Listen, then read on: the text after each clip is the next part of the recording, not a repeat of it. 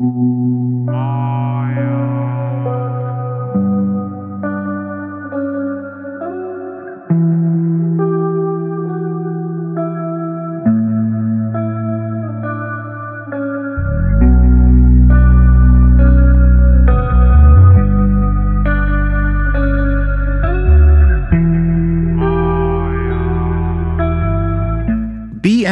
K 1600B Review. 11 Fast Facts 1. Throttle response is a bit fuzzy. When I first stepped on the throttle of the K 1600B, I experienced noticeable throttle lag. While this does offer a slightly more relaxed ride and eliminates the throttle struggle issue, it can be a little intimidating at first commuting, as you'll find yourself over-revving the engine a lot. At other times, it attracts the rider to reach for more throttle than necessary on the exit from a corner. Once you get used to that aspect of the bike, it can be overcome, but there is little learning. 2. 3 driving modes dictate ABS, throttle response and traction control settings. Dynamic, road and rain control the level of intervention regarding all electronic helpers. The dynamic offers the most aggressive throttle response and the least intervention, while the rain is expected to provide the most relaxed throttle response, combined with the most intrusive ABS and TC. The road is a happy medium. 3. ABS and TC levels are not adjustable and cannot be disabled.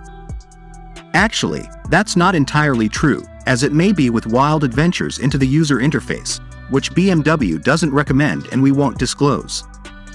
That said, the electronic features don't bog down the trip in the least. 4. Gear Shift Assist Pro will set you back $475, but is well worth the expense. When equipped with BMW's proprietary quickshift system, you'll be able to focus on the journey, whether you're on your way to work or hitting the canyon on the weekend.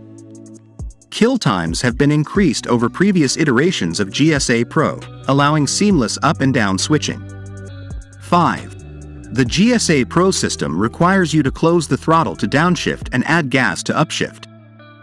I tend to use a bit of maintenance throttle, depending on the corner, and if the throttle cracks, the K 1600B's transmission won't go down. It won't affect most riders, though some who are used to other fast shifting systems will have to adapt. Do it the BMW way and it's perfect. 6. The 2018 BMW K 1600B may be labeled as a bagger, but that doesn't mean it can't be driven with passion.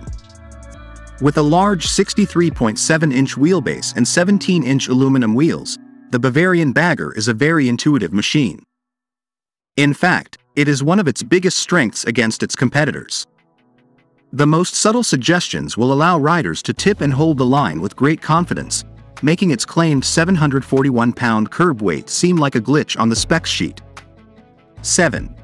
BMW hasn't officially reported on lean angle capability, but drivers shouldn't worry. You can expect plenty of ground clearance to allow for more than what most people consider a spirited ride before the hard part lands. It's inspiring, without a doubt. 8. The 2018 BMW K 1600B gets BMW's dual-lever and pair-lever suspensions. Up front, BMW uses an unorthodox single-shock suspension without fork tubes and a natural anti-dive function.